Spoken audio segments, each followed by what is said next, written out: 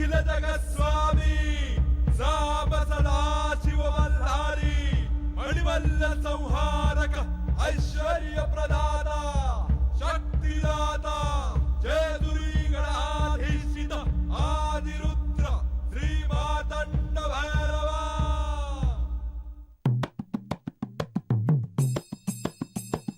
जय देवा जय देवा जय देवा जय देवा जय देवा जय शिव मातंडा।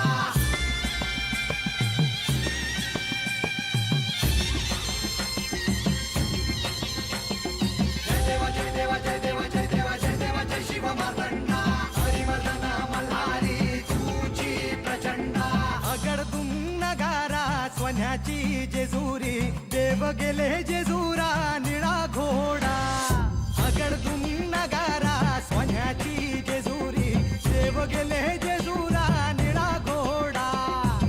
पावमे तोडा कमरी कर पटा मिहिर मस्तकी तुळा। खोबऱ्याचा कुटका भंडाऱ्याचा भडका बोल अहंकारा सदानंदाचा येळकोट। सदानंदाचा येळकोट। जय देवा जय देवा जय देवा जय देवा जय देवा जय शिव मातंडा। जय देवा जय देवा जय देवा जय देवा जय देवा जय शिव मातंडा। हरिमर्दन मल्हारी तुझी प्रचंडा। जय देवा जय देवा जय देवा जय देवा जय देवा जय शिव मातंडा। हरिमर्दन मल्हारी तुझी प्रचंडा।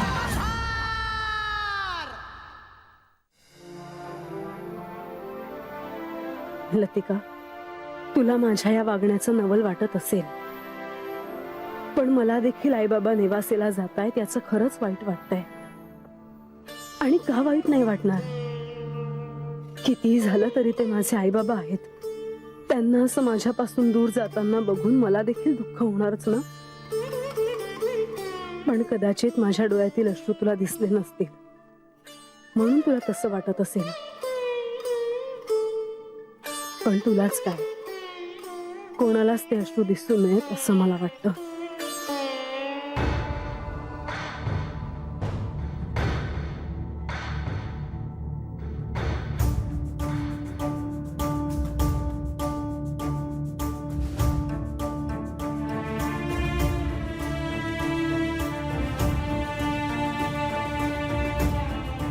म्हाळसा, म्हाळसा, मला तुझ्या डोळ्यात अश्रू बघवत नाहीत हे तू जाणतेस। काय झाले? आई बाबा नेवासेला जाण्याची तयारी करतायत।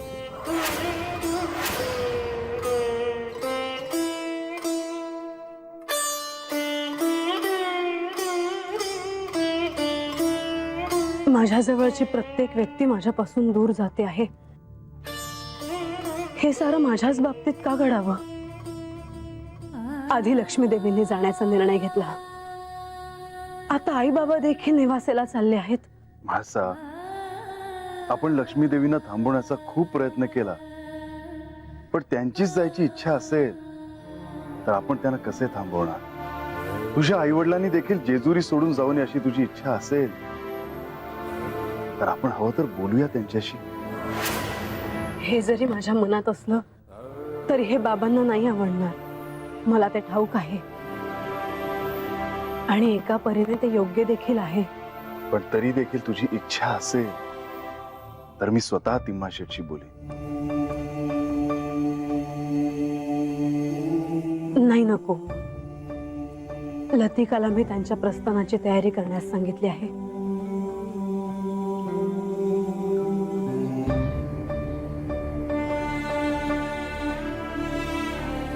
म्हाळसा, तुला वाईट वाटतं हे मला समजतं आहे, पण या क्षणी मी देखील हतबल आहे। कोणालाही त्यांच्या इच्छेविरुद्ध थांबण्याची आज्ञा मी कशी करू?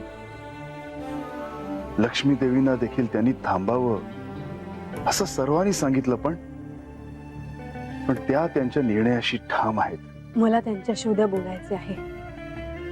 त्यांना थांबवण्याचा उद्या कदाचित मी अखेरचा प्रयत्न करेन।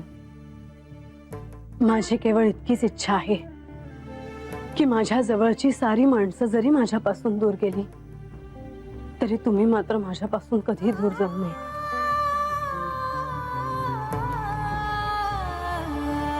म्हाळसा, माझे तुझ्यावर जीवापाड प्रेम आहे. तुझ्याशिवाय मी अपूर्ण आहे. मी तुला कधीही अंतर देणार नाही.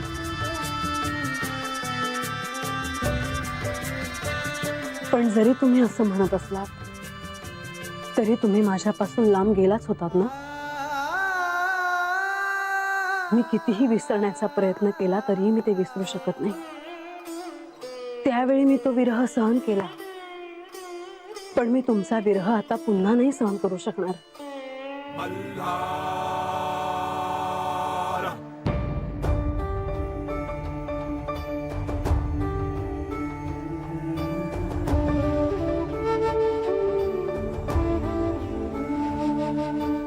लतिका, म्हाळसाची काळजी घे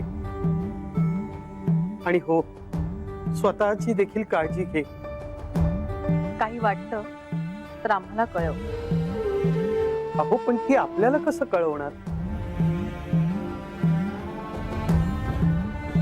अहो म्हणजे तसं अगदी महत्वाचं आहे. अशी परिस्थिती आली तर आम्हाला सेवकांकडून निरोप पाठव असं म्हणायचं होतं मला. त्याची काही आवश्यकता नाहीये.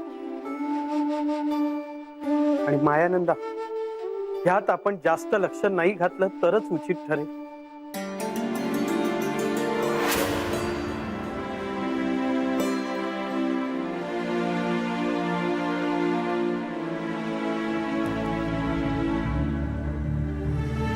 रात्रीच्या प्रहरी प्रस्थानाला जाण्याचा निर्णय घेतला, त्यामुळे आपणास नाही कळवले. मी समजू शकतो. म्हाळसेकडून मला कळालं म्हणून तुम्हाला भेटायला आलो. लतिकाने सांगितलं होतं म्हाळसाला, पण प्रस्थानाची वेळ येईपर्यंत देखील म्हाळसा भेटायला आली नाही.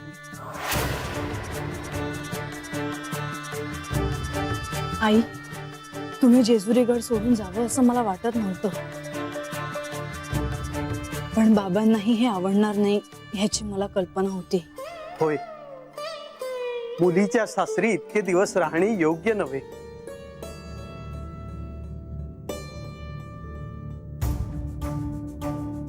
मी महादेवांची अर्धांगिनी पार्वती. तिम्माशेठ, तू जे पाहिलंस, जे ऐकलंस ते सत्य आहे. हे सत्य कोणालाही कळता कामा नये. तू आमच्या घरी जन्म घेतलास हे आमचे भाग्यच म्हणावे लागेल. असं का म्हणता आहात बाबा? उलट मला तुमच्यासारखे आई वडील मिळाले हेच माझं भाग्य आहे. नाही म्हाळसा, अगं आम्ही भाग्यवान आहोत म्हणून हे सारं आम्हाला अनुभवायला मिळालं. तुझा श्री खंडेरायांशी विवाह झाला आणि त्यांच्याशी ऋणानुबंध जुळले, हे महत् भाग्य नाही तर आणखीन काय म्हणायचं. मी असे का बोलतोय हे तुला आता नाही कळणार, पण भविष्यात नक्की कळेल.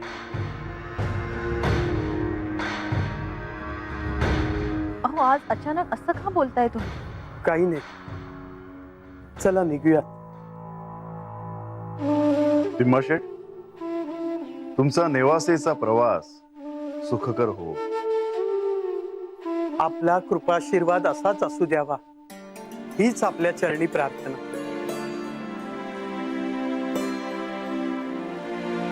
शुभम भवतु.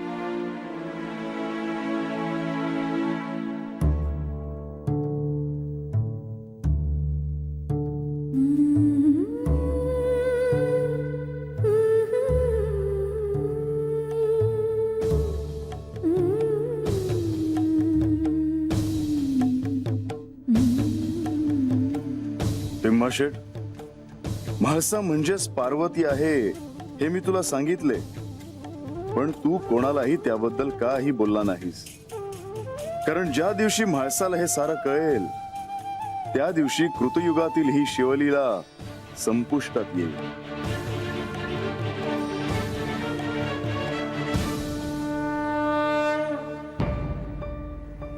लक्ष्मी देवी,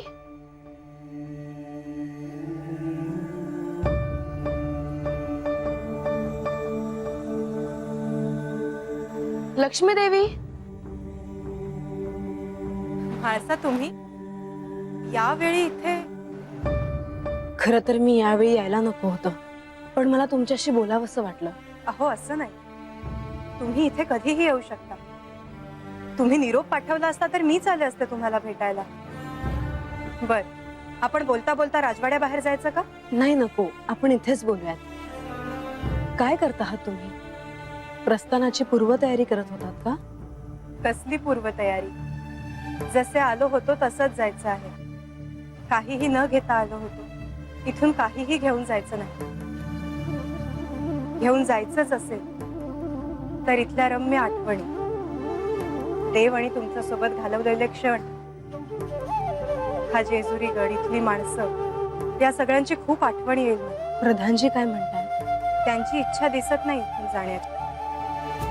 माझ्या हट्टासाठी कदाचित ते इथून जायला तयार झाले असावे, परंतु मला ठाऊक होतं मी इतका आग्रह धरल्याशिवाय हे घडणं शक्य नाही.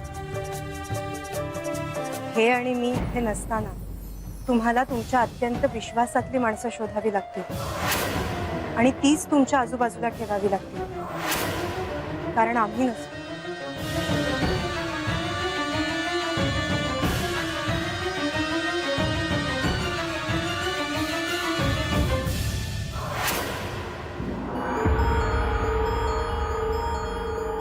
म्हाळसा, हे काय असं डोळ्यात पाणी आणून कसं चालेल? किती सहज बोलत आहात तुम्ही जायचा विषय. तुम्ही तुमचा निर्णय मागे का नाही घेत? मी विवाह करून इथे आल्यापासून ते आतापर्यंत तुम्ही मला कधीही परक्या नाही वाटल्या. असं वाटत राहिलं की तुमच्यात आणि माझ्यात कुठले तरी प्राचीन ऋणानुबंध आहेत. हो, परंतु कुठल्या ना कुठल्या क्षणी आपल्याला आपापल्या वाटेनं जावंच लागतं ना. माझ्या विवाहात तुम्ही यांच्या वतीने तुमचे दायित्व पार पाडले, पण माझ्या संसारात यांनी परस्त्रीला आणून मला जे दुःख दिले ते अजूनही शांत झाले नाही. माझ्या दुःखावर रोज डागण्या पडतायत. अशा परिस्थितीत तुम्ही आणि बंधू मला सोडून जात आहात. एक ना एक दिवस ह्यावर काहीतरी मार्ग निघेल. कधी निघणार? या विश्वात माझे दुःख दूर करण्यासाठी एखादा तरी उपाय असेलच ना. मला तुमचं दुःख कळत नाही का? मला असं वाटतं की तुमच्या साऱ्या प्रश्नांची उत्तरं मिळायला आणि तुमचा संसार सुखी व्हायला आता फार थोडा अवधी उरला आहे. हो ना, मग तुम्ही जाण्याची घाई का करता आहात? तो दिवस उजाडू द्या, माझ्या संसारावर सुखाची किरणं पडू द्या, मग मी तुम्हाला नाही थांबवणार. पण देवी, नाहीतर मला तुमच्या पुढे हात जोडावे लागतील.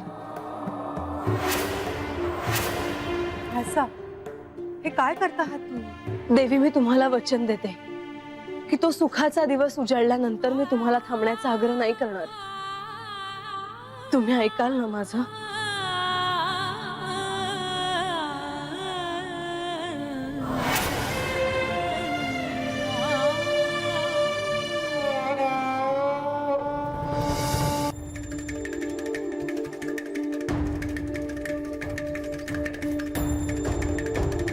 लक्ष्मी देवीने जेजुरीत थांबण्याचे सांगितले आहे. याचा मला जितका आनंद झाला आहे तितकाच आनंद सगळ्या लोकांना देखील होणार, यात तीळ मात्रही शंका नाही.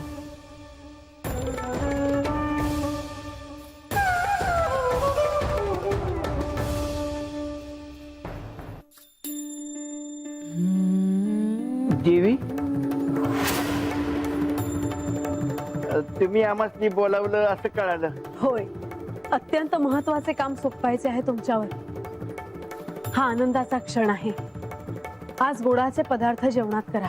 एक विचारू का? नाही म्हणजे आजच्याला असं काय झालं आहे म्हणायचं? सांगते. लक्ष्मी देवी जेजुरीत थांबायला तयार झाले आहेत, त्यामुळे आज जेवणात गोडाचे पदार्थ करा. होय जी, येतो जी.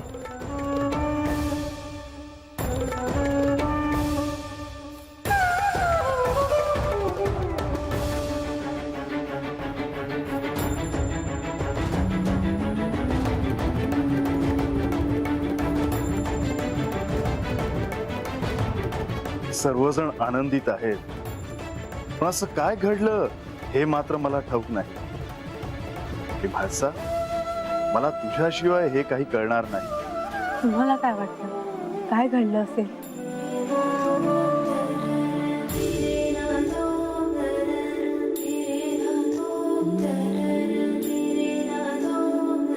पण भाषा, ते जर तूच मला सांगितलंस तर मला त्याचा आनंद अधिक आहे. एक आनंदाची वार्ता आहे. लक्ष्मी देवी जेजुरी गडावरच थांबायला तयार झाल्या आहेत. मी आता त्यांनाच भेटायला गेले होते, त्यांच्याशी बोललेली. भाषा, खरोखरच ही शुभ वार्ता आहे. होय, म्हणूनच गोडाचे पदार्थ जेवणात तयार करायला सांगितले. भाषा, तुझ्या आनंदाचे कारण मला कळत आहे. लक्ष्मी देवी आणि प्रधानजी जेजुरीत थांबल्यामुळे भविष्यातील महत्वाच्या घटना पूर्णत्वाला नेण्यास त्यांचे सहाय्य होणार आहे. तुला आणि बानूला तुझ्या मूळ रूपाचे स्मरण होण्यासाठी त्यांचे सहाय्य लागणारच आहे.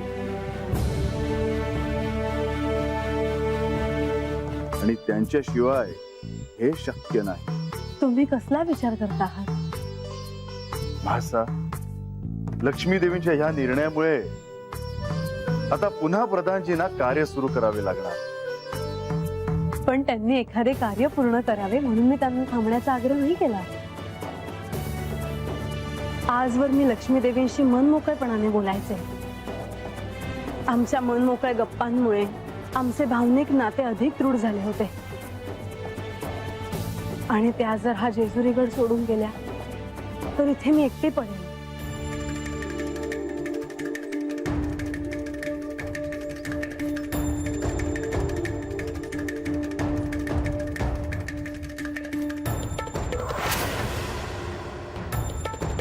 भाषा, लक्ष्मी देवी आता हा जेजुरीगड सोडून कुठेही जाणार नाहीत. जसा तुला ह्याचा आनंद झाला आहे तसाच मला देखील ह्याचा मनापासून आनंद झाला आहे. पण भाषा, आज बऱ्याच दिवसांनी तू आनंदी दिसते आहेस, अशी मनमोकळेपणे हसते आहेस, ह्याचा आनंद मला अधिक आहे. भाषा, तू नेहमी अशीच आनंदित राहा.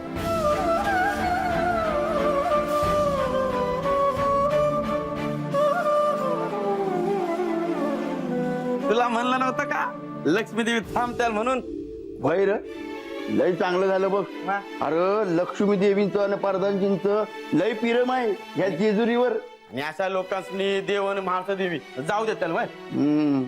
अरे आज सकाळपासून काही सांगता येत नव्हतं काय होईल ते. काल रात्याला बी जाणार जाणार असंच म्हणल्या होत्या. बरं आज सकाळच्याला महाराष्ट्र देवीनी समजावलं त्यासनी. बरोबर, हे ठाव आहे मला. आता महाराष्ट्र देवींनी काय सांगितलं ते पक्क ध्यानात ठेव. आजच्या जेवणाला काहीतरी गोड करा म्हणले ती. चल म्या येतो. होय, आता तू कुठे चालला म्हणायचा? म्या म्या चाललो बानाई देवी करत. त्यासनी सांगाय ना ग. अरे काय झालं, लक्ष्मी देवी जाणार हे कळल्यावर त्या बी लय काळजीत होत्या. आता हे कोणी सांगितलं त्यासनी? कोणी म्हणजे मॅच सांगितलं का सांगाय ना का.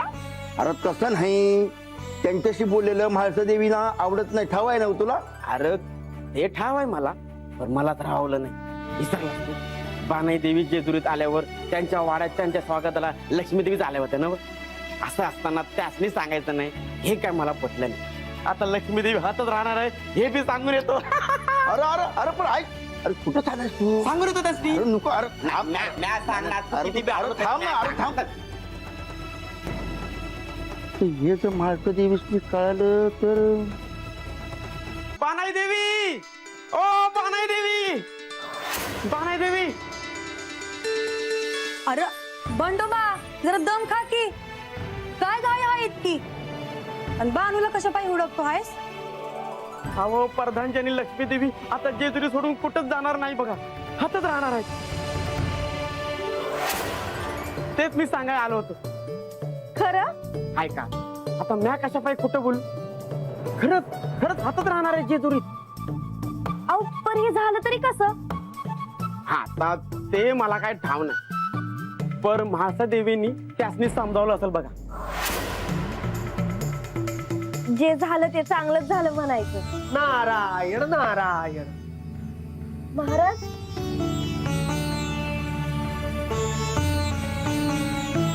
महाराज किती दिवसांनी दर्शन दिलं असता तुम्ही. हे पण म्हणायचं अरे लई मोठं महाराज आहेत हे. समधीकडे फिरत असतात बघ. देव म्हणू नगस, राक्षस म्हणू नगस, समदे वळिकतात त्यासनी. बाणूचं गुरु आहेत ते. हा काय आयुष्यमान. महाराज तुमच्याबद्दल मी लय ऐकलंय बघा. माझ्यावर बी आशीर्वाद असतो त्याची. हं? येतो जी.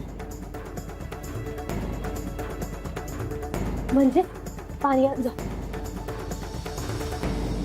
महाराज आज कसं काय येणं केलं असता तुम्ही.